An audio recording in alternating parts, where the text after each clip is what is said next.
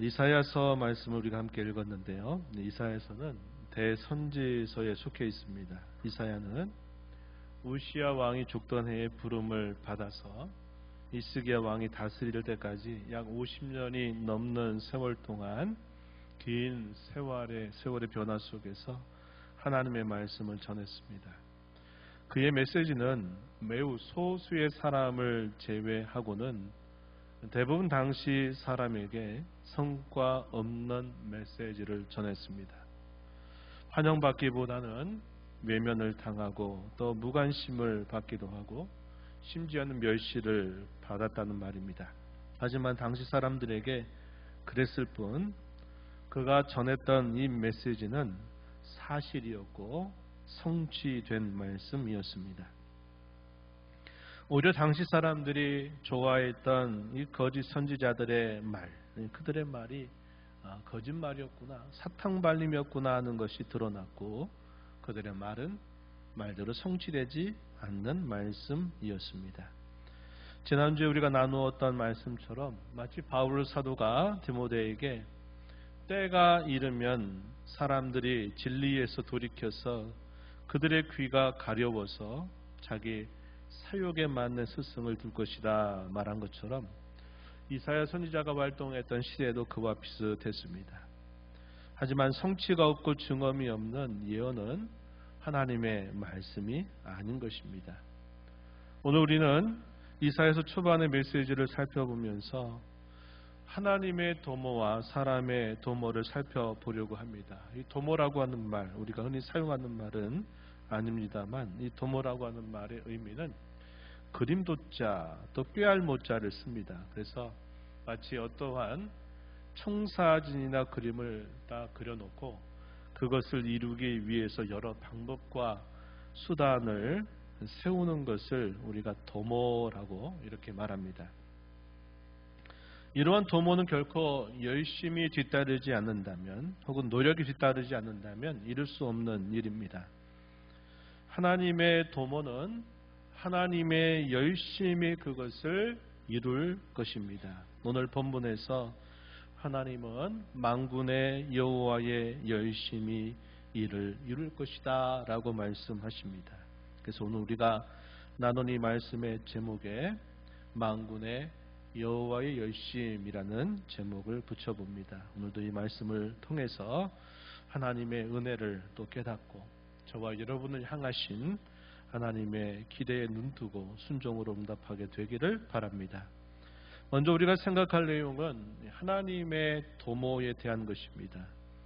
당시 선지자를 통해 알려주신 하나님의 도모는 한마디로 말하면 역사의 대변혁을 이루신다는 것이었습니다. 이사야서 9장 1절로부터 3절 말씀을 한번 보시면 이렇게 기록합니다. 전에 고통받던 자들에게는 흑암이 없으리로다. 옛적에는 여호와께서 스불론 땅과 납달리 땅이 멸시를 당하게 하셨더니 후에는 해변길과 요단 저쪽 이방의 갈릴리를 영화롭게 하셨느니라. 2절에 흑암에 행하던 백성이 큰 빛을 보고 사망의 그늘진 땅에 거주하던 자에게 빛이 비치도다. 3절에서는 주께서 이 나라를 창성하게 하시며 그 즐거움을 더하게 하셨으므로 추수하는 즐거움과 탈취물을 나눌 때의 즐거움같이 그들이 주 앞에서 즐거워하오니 이렇게 기록합니다. 이 말씀에서 고통받던 자들, 멸시를 당하는 자들이 누구일까요? 앞에 있는 말씀 이사야서 8장 22절 말씀을 우리가 근거해서 보게 되면 이들이 누구냐 할 때 하나님의 말씀을 거역함으로 하나님을 배반함으로써 흑암 속에 빠진 유다 곧 하나님의 백성을 말하고 있다 하는 것입니다. 또한 여기서 제시되고 있는 스불론 땅이나 납달리 땅이나 또 갈릴리라고 하는 이 지명은 이스라엘로 말하면 북쪽 지역에 위치한 장소에 해당됩니다. 아수르 나라가 북쪽에서부터 침공하게 될 때 가장 먼저 맞닥뜨리는 장소가 바로 이곳입니다. 해변길은 유프라테스의 강으로부터 이 애굽까지 이어지는 큰 간선도로를 뜻합니다. 정복자들이 이동해 들어오는 통로가 된다는 사실이죠. 그런데 그 땅에 큰 빛이 비친다라는 말씀은 하나님의 은혜가 부어져서 그들이 다시 회복되고 영광스럽게 된다는 것을 뜻하는 말이 됩니다. 대적자들을 위해서 사망의 그늘진 땅에 살면서 흑암에 행하던 하나님의 백성들에게 그런 대변혁이 일어나게 된다. 이것이 하나님의 도모다. 이런 말씀을 전하고 있는 것이죠. 더 나아가서 그들에게 창성함과 즐거움이 넘칠 것이라고 또 말씀하십니다. 그들이 누리게 될 즐거움을 어디에 비유했느냐? 두 가지에 비유했죠. 하나는 추수 때 그 추수를 나누는 즐거움, 또 하나는 전쟁에 나가서 승리해서 승리를 통해서 얻어낸 전리품을 나눌 때의 즐거움과 같을 것이다. 이렇게 말합니다. 농부가 한 해의 이 추수의 열매를 바라고 이른 봄부터 씨를 뿌리고 또 오랜 시간 인내하면서 계속 잘 자라도록 온갖 정성을 들이고 마침내 결실의 계절을 맞아서 그 결실을 잘 거두어 드렸을 때 그 추수하는 그 기쁨은 1년 중에 가장 큰 기쁨이 될 것입니다.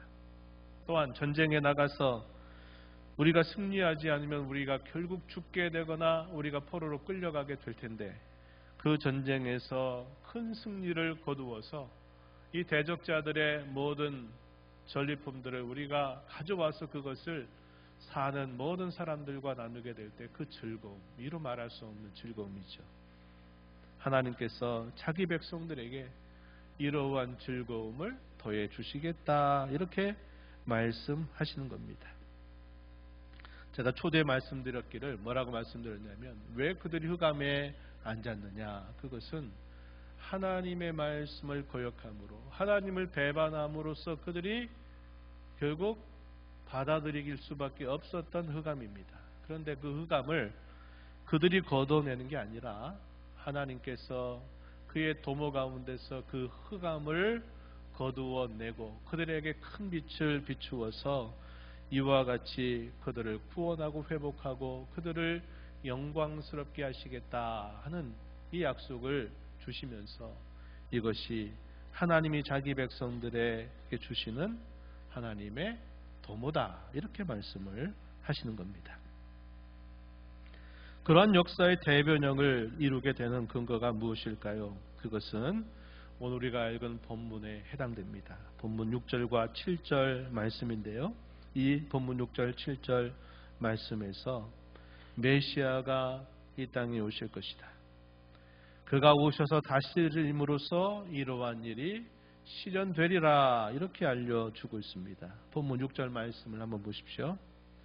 이는 한 아기가 우리에게 낳고 한 아들을 우리에게 주신 바 되었는데 그 어깨에는 정사를 메었고 그의 이름은 기묘자라 모사라 전능하신 하나님이라 영존하시는 아버지라 평강의 왕이라 할 것임이라. 이 말씀은 메시아의 정체성 혹은 정체에 대해서 알려주고 있습니다. 여기서 한 아기가 우리에게 낳고 한 아들을 우리에게 주신 바 되었다 하는 이 말씀은 사람으로 탄생하실 하나님을 표현하는 말이 됩니다. 우리가 예수님을 말할 때 인성과 신성을 취하셨다. 그래서 우리가 이성 이인격이라고 하는 말을 사용하는 것처럼 이 땅에 오실 메시아는 한편으로는 사람이면서 동시에 하나님이실 것이다 하는 것을 알려주는 표현입니다. 또한 그분의 이름이 네 가지로 묘사되리라고 말씀하는데 첫 번째는 기묘자와 모사라는 말입니다. 사람의 이성을 초월하는 놀라운 계획 또 놀라운 지혜를 가지신 분이다 하는 사실을 이걸 통해서 알려주죠. 두 번째 표현은 전능하신 하나님이시다, 이렇게 말합니다. 계획한 모든 것, 도모하고자 하시는 모든 것들을 능히 이루실 수 있는 능력을 가지신 하나님이시다는 말을 뜻하죠. 세 번째는 영존하시는 아버지다 이렇게 말합니다. 자녀를 끝까지 책임지고 그 자녀를 사랑하는 부성적인 아버지 되실 분이다 이렇게 묘사해 주는 겁니다. 마치 아버지가 자식을 사랑하고 그 자식을 끝까지 책임지는 것과 같이 하나님께서 보내실 그 메시아가 바로 그와 같은 일을 하실 것을 말씀해 주는 것이죠. 마지막으로는 평강의 왕이라 이렇게 표현했습니다.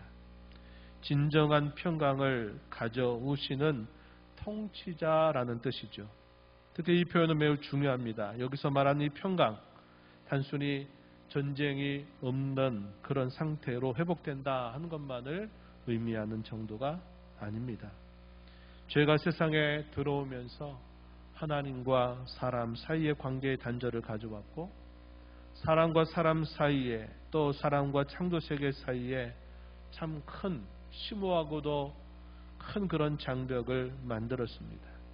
전쟁과 죽음, 미움, 시기, 질투 이런 것들이 다 이 죄로부터 나온 것들이죠. 평강은 그 죄가 가져온 모든 부패와 타락의 모든 현실들을 처음 창조함을 받은 상태로 회복된다라는 것을 뜻해 주는 말입니다. 그래서 이 샬롬이라고 하는 말 혹은 이 평강이라고 하는 말이 얼마나 중요한 말인가 하는 것을 우리는 알게 돼요. 에베소서에서도 그 사실을 말하죠. 그리스도 안에서 만물이 통일되게 하려 하십니다. 만물과 화해를 이루게 하신다 하는 것들도 바로 이 샬롬 혹은 이 평강이 마침내 이루어지게 된다 하는 것을 말씀하는 내용을 우리에게 전달해 주고 있습니다. 이어서 본문 7절 말씀을 보시면 이렇게 또 기록했습니다. 그 정사와 평강의 도함이 무궁하며 또 다윗의 왕자와 그의 나라에 군림하여 그 나라를 굳게 세우고 지금 이후로 영원히 정의와 공의로 그것을 보존하실 것이라 이렇게 기록했습니다. 바로 오실 그분, 그 메시아가 영원히 다스리며 그런 역사를 이루신다는 약속입니다. 죄의 장벽을 허물어 버리고 모든 창조 세계의 완전한 회복을 세우시겠다 하시는 그런 약속이죠. 그러한 구원과 회복은 결코 사람의 열심과 노력으로 이룰 수 있는 일이 아니죠. 그것은 오직 전능하신 하나님의 열심으로 이루어지는 일입니다. 그래서 본문 7절 하반절에 보면은 만군의 여호와의 열심히 이를 이루시리라. 하나님이 역사 가운데서 자기 백성들에게 이루실 도모를 이와 같이 말씀하시고 그 도모를 이루시기 위해서 만군의 여호와의 열심히 이 일을 이루어내겠다 이렇게 말씀하고 있다 하는 것입니다. 이제 우리가 두 번째로 생각해 보게 될 것은 이 하나님의 도모에 상반되는 사람의 도모를 생각해 보는 것입니다. 안타깝게도 당시 유다 백성 대부분은 하나님의 도모에 관한 말씀을 선지자를 통해서 들어도 매우 적대적인 태도를 취했습니다. 본문에 이어지는 8절로부터 10절 말씀을 우리가 주목해 봅니다. 한번 8절 이하를 한번 보십시오. 주께서 야곱에게 말씀을 보내시며 그것을 이스라엘에게 임하게 하셨은즉 말씀을 보내고 임하게 하셨다. 무엇을요? 앞에 주어졌던 말씀. 하나님이 자기 백성 가운데 이런 역사의 대변혁을 이루시겠다 하는 그런 말씀이 되겠죠. 모든 백성 곧 에브라임과 사마리아 주민이 알 것이오늘 그들이 교만하고 완악한 마음으로 말하기를 벽돌이 무너졌으나 우리는 다듬은 돌로 쌓고 뽕나무들이 찢겼으나 우리는 백향목으로 그것을 대신하리라 하는도다. 선지자를 통해서 말씀을 들려주시건만 정작 그들은 그 말씀을 들으려 하지 않고 오히려 적대적인 태도를 드러냅니다. 벽돌이 무너진다면 우리는 다듬은 돌로 다시 쌓을 것이고, 뽕나무들이 찍혀버리게 된다면 우리는 백향목으로 그것을 대신하겠다고 말합니다. 하나님이 이렇게 하시겠다 하셨더니 당시 백성들은 뭐라고 말하냐면, 하나님이 그렇게 하시면 우리는 더 좋은 것들을 가지고서 이것들을 다시 세울 것입니다. 이렇게 대답을 하는 겁니다.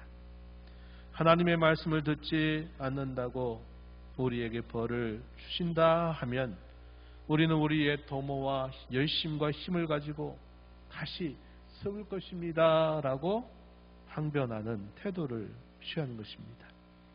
이것은 본문에서도 말씀하고 있는 것처럼 교만하고도 완악한 그들의 마음을 그대로 드러내는 모습입니다.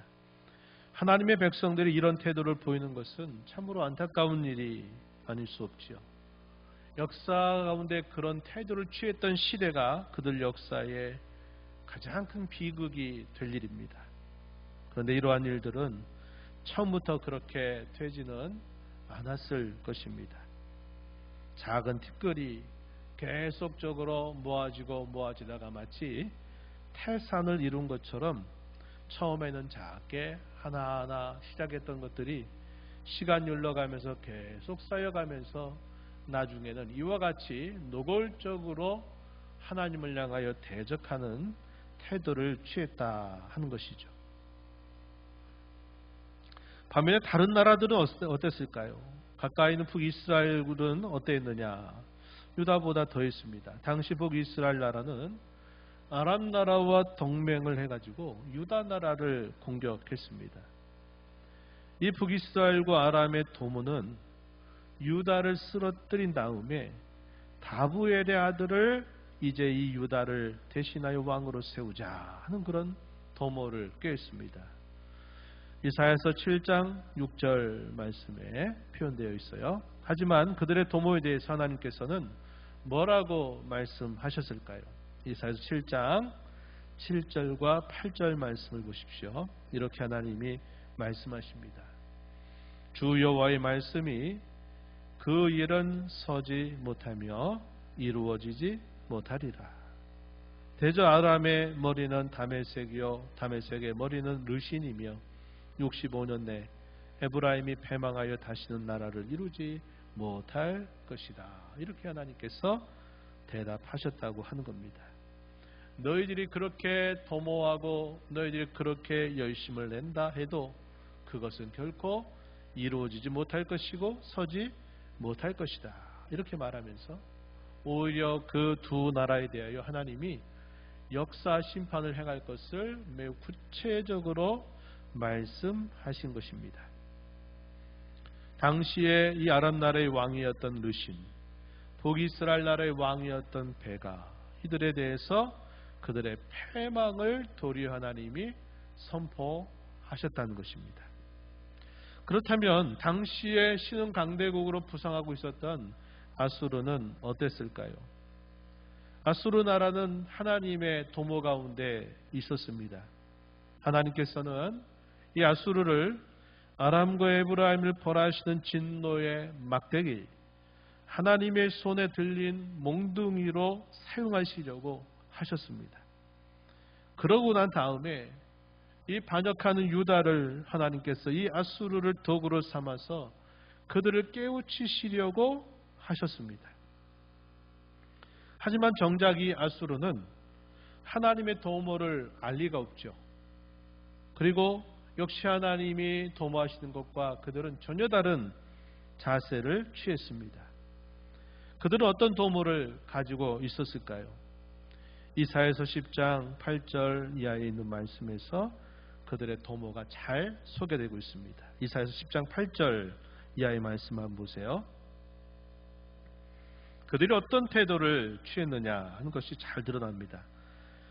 10장 8절 말씀에 보면 내 고관들은 다 왕들이 아니냐. 당시 아수르 나라가 강력한 군사력을 키워가면서 주변에 있는 모든 나라들을 다 하나씩 삼킵니다. 그러니까 뭐라고 말하냐면 내 지방의 한 구간이 너희 나라의 왕들과 같다 이렇게 말한 겁니다.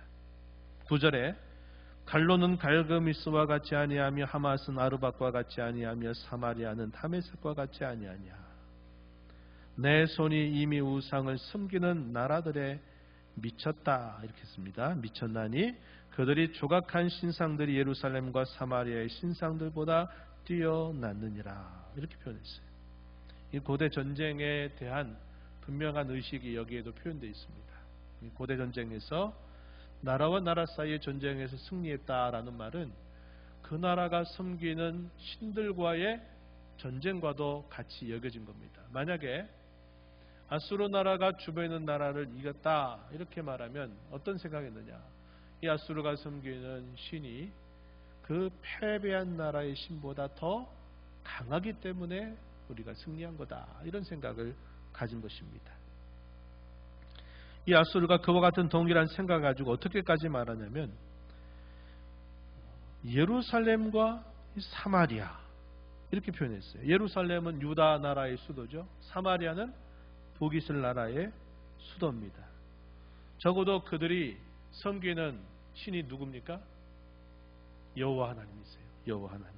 그러니까 이 아수르 나라가 생각할 때는 야 너희가 섬기는 신도 한 우상에 지나지 않고 너희의 신들보다 우리의 신이 더 강력하다 이런 식의 태도를 취했던 겁니다. 11절에 또 이렇게 말해요. 내가 사마리아와 그의 우상들에게 행함같이 예루살렘과 그의 우상들에게 행하지 못하겠느냐 이렇게 말했다는 거예요. 아수르가 사마리아 즉 북이스라엘 나라를 패망시켰다 하는 것은 아수르의 신이 북이스라엘의 신보다 강력했다는 겁니다. 그와 같이 예루살렘 곧 유다가 섬기는 신보다도 우리가 섬기는 신이 더 세다 이렇게 자구하고 교만한 태도를 취하고 있었다는 겁니다. 더 나아가서 그렇다면 이방의 나라들은 어땠을까요? 그들의 도모에 대해서 하나님은 다음과 같이 말씀하셨습니다. 이사야서 8장 9절과 10절 말씀을 보시면은 이렇게 표현했어요. 하나님이 하신 말씀 너희 민족들아 함성을 질러보아라. 그러나 끝내 패망하리라. 너희 먼 나라 백성들아 들을지니라. 너희 허리를 동이라. 그러나 끝내 패망하리라. 너희 허리에 띠를 띠라. 그러나 끝내 패망하리라. 너희는 함께 계획하라. 그러나 끝내 이루지 못하리라. 말을 해보아라. 끝내 시행되지 못하리라. 이는 하나님이 우리와 함께 계시기 때문이다. 임마누엘이란 뜻이죠. 여기서 뭘 말씀합니까? 그들이 이렇게 도모하고 또 이렇게 시도하고 이렇게 열심을 낸다고 해봐라. 너희의 그 도모와 열심은 결단코 이루어지지 못할 것이다 하는 겁니다.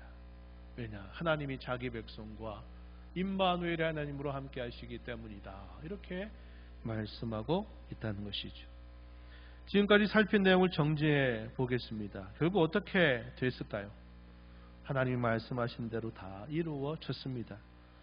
유다와 이방 나라에 대해서 뭐라고 말씀하셨을까요? 유다에 대해서는 이사야서 9장 14절 이하에서 이렇게 기록해주고 있습니다. 여호와께서 하루 사이에 이스라엘 중에서 머리와 꼬리와 종려나무 가지와 갈대를 끊으시리니 그 머리는 장로와 존귀한 자, 그 꼬리는 거짓말을 가르치는 선지자라. 백성을 인도하는 자가 그들을 미혹하니 인도를 받는 자들이 멸망을 당하는도다.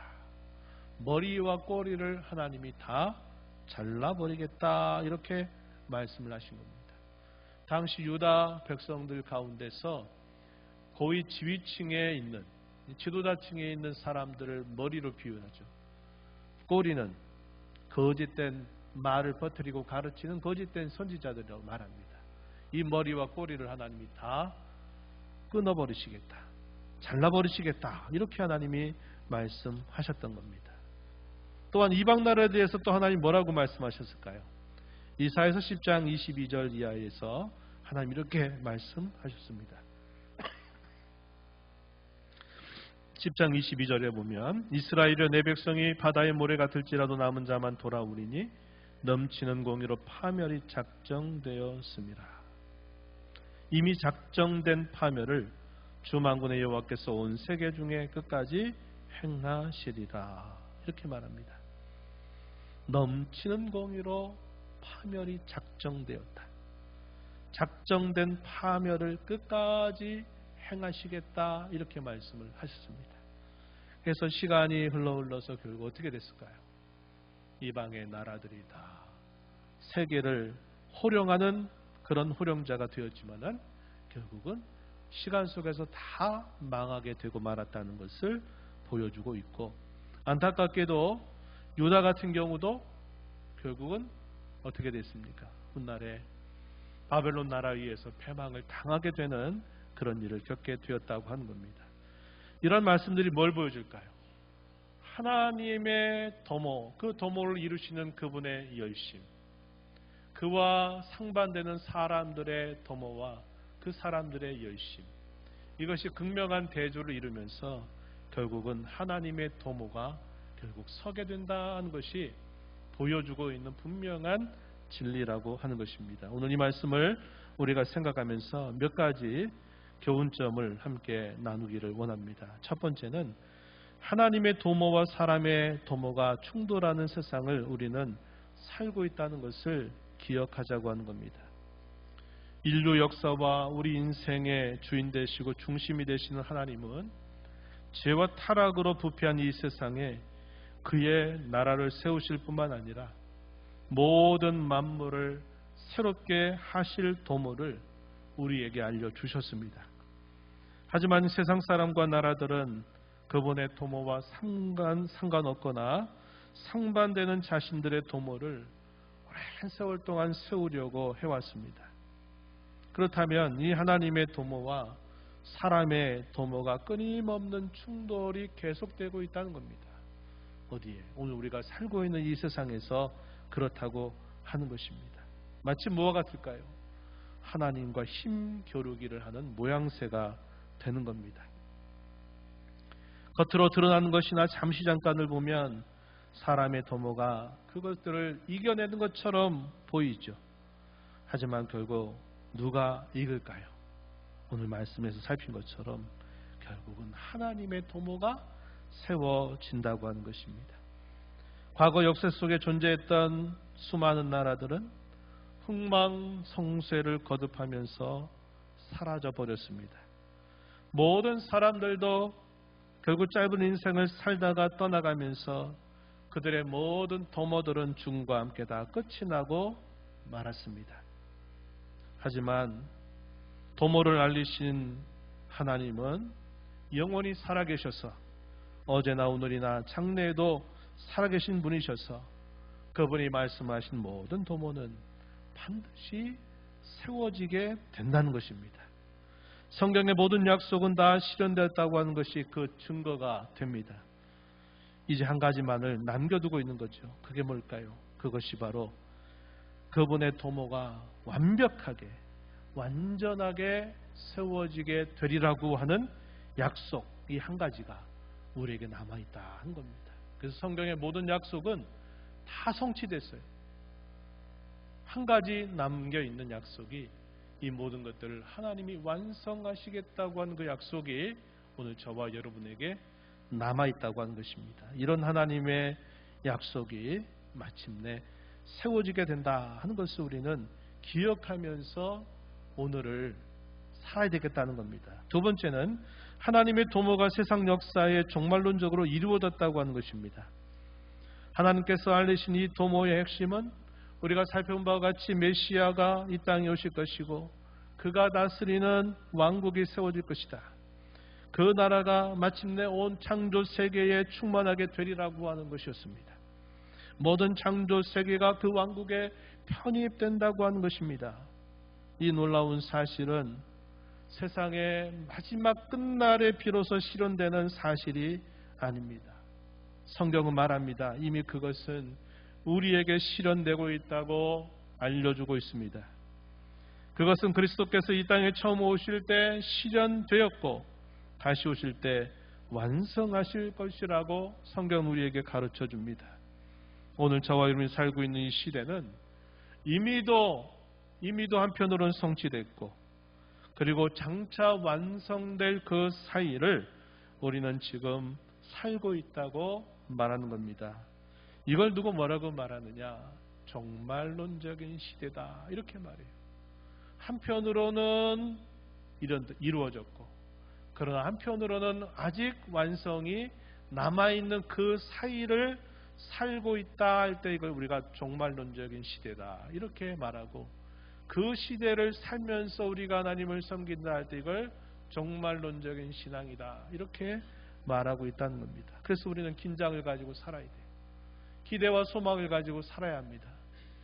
주님의 이 남아있는 한 가지 이 약속이 이루어지게 될 그날이 속히 다가오기를, 속히 이루어지기를 우리가 기대하면서 그 임할 때를 준비하면서 오늘을 살아야만 된다는 겁니다. 이게 바로 종말론적인 신앙을 갖고 살아가는 저와 여러분의 모습이라고 하는 것입니다. 마지막으로 우리는 그러면 어떻게 살아야 할까요? 저는 세 가지를 여러분과 나누면서 마무리하고자 합니다. 하나는 지금의 현실에 안주하거나 낙심하지 말자는 겁니다. 우리의 눈앞에 보이는 것이 캄캄하고 마치 답답하고 어떤 선명한 길이 보이지 않는다 해서 우리가 주어진 현실에 안주하거나 포기하거나 낙심해서는 안 된다는 겁니다. 하나님의 시간표와 우리의 시간표가 다르다고 하는 사실들을 기억하고 우리는 인내하면서 그 하나님의 시간표를 기다리며 살아야 되겠다는 겁니다. 낙심하지 마십시오. 지금 눈앞에 있는 것 때문에 주저하지 말고 마십시오. 힘을 내시기 바랍니다. 또 하나는 하나님의 도모와 뜻에 우리는 아멘으로 화답하면서 순종하자고 하는 것입니다. 고린도후서 1장 20절에 이렇게 말합니다. 하나님의 약속은 얼마든지 그리스도 안에서 예가 되니 그런즉 그로 말미암아 우리가 아멘하여 하나님께 영광을 돌리게 되느니라. 하나님의 약속은 언제든지 노가 없다는 겁니다. 예스입니다. 예스. 그걸 히브리 말로 혹은 또 헬란 말로 뭐라고 말합니까? 아멘. 이렇게 말해요. 아멘이라고 하는 말의 뜻이 그런 뜻입니다. 맞습니다. 그러합니다. 진실합니다. 참됩니다. 라는 것을 나타내는 말이 아멘이라고 하는 말이에요. 우리는 하나님의 주어진 이 약속, 하나님의 도모에서 우리에게 알려주신 그 말씀이 반드시 이루어진다고 우리는 아멘으로 화답하면서 그분께 영광을 돌려야 되겠고, 주께서 우리에게 친히 말씀하신 바와 같이 마태복음 6장 9절로 10절에 너희는 이렇게 기도해라. 하늘에 계신 우리 아버지여, 이름이 거룩히 여김을 받으시오며 나라가 임마시오며 뜻이 하늘에서 이루어진 것 같이 땅에서도 이루어지이다. 이렇게 너희들은 기도해라 했던 것처럼 우리가 이 땅에 살면서 그 하나님의 도모, 하나님의 열심에 우리의 인생에 초점을 맞추어서 내 하찮은 도모, 내 하찮은 생각을 앞세우고 살아가는 것이 아니라 그분의 도모와 그분의 열심에 우리의 마음을 합하여서 아버지의 뜻이, 아버지의 도모가, 아버지의 그 나라가 오늘도 내 삶에 이루어지게 하옵소서. 우리 이렇게 기도하면서 그와 함께 보조를 맞춰 살아가야 된다 하는 겁니다. 마지막은 우리의 마음과 삶의 중심에 그분의 도모와 뜻을 채우자고 하는 것입니다. 우리의 마음, 우리의 삶의 중심, 하나님의 도모, 그분의 뜻을 채워가는 삶. 이것이 오늘 저와 이 말씀을 들으면서 마음에 굳게 다짐해야 될 중요한 결심이 되기를 바라는 것입니다. 성도로서 우리가 이 땅에 또 할 일이 하나 있어요. 그게 뭡니까? 어둠 가운데 있는 사람들에게 이 빛을 전하는 일, 사탄의 권세 아래 살고 있는 사람들에게 그들이 하나님께로 돌아오게 하는 일을 우리가 이 땅에서 감당하면서 역시 살아가야 되겠다는 겁니다. 사도행전 26장 17, 18절에서 바울 사도가 당시에 벨리스 총독 앞에서 그가 했던 말, 이렇게 말합니다. 이스라엘과 이방인들에게서 내가 너를 구원하여 그들에게 보내어 큰 눈을 뜨게 하여 어둠에서 빛으로 사탄의 권세에서 하나님께로 돌아오게 하고 죄사함과 나를 믿어 거룩하게 된 무리 가운데서 기업을 얻게 하리라 하더이다. 바울 사도가 다메섹으로 가던 도상에서 주님을 만나면서 들었던 그 말씀을 당시의 총독 앞에서 아무런 스스럼 없이 부끄럼 없이 자기에게 들려줬던 주님의 말씀을 들려주면서 자기가 그때 이후로 지금까지 해온 이 일은 어둠에 있는 사람들에게 빛을 전하고 사탄의 권세 아래 굴복하며 살았던 사람들에게 이제 하나님의 나라로 돌아오게 하는 일을 위해 나는 지금까지 살아왔다고 고백한 것처럼 오늘 저와 여러분이 한편으로 임한 그 메시아의 왕국 하나님의 나라의 백성으로 살고 있는 것만큼 저와 여러분이 이러한 선한 도구가 돼서 저와 여러분을 통해서 많은 사람들이 이 하나님의 나라에 돌아오고 하나님의 도모에 동참하게 하는 이 일들을 우리가 감당하면서 살아가자고 하는 것입니다. 이런 은혜가 저와 여러분 모두에게 함께하기를 진심으로 축원합니다.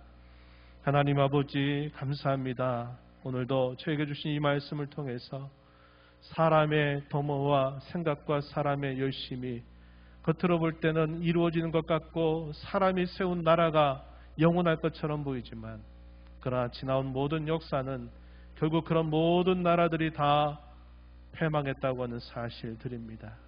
하지만 말씀하신 하나님, 도모를 알리신 하나님은 영원히 살아계셔서 하나님의 모든 도모를 지금까지 이루으셨던 것을 기억합니다. 이제 하나님이 말씀하신 마지막 한 가지 약속을 저희가 부여잡고 하나님께서 저에게 말씀하신 영원한 하나님의 나라가 완성되게 될 그 날을 바라보면서 하나님의 도모에 저희의 도모와 뜻을 맞추어서 믿음으로 화답하며 살아가는 저희들 모두가 되게 해 주옵소서. 예수님의 이름으로 기도하옵나이다.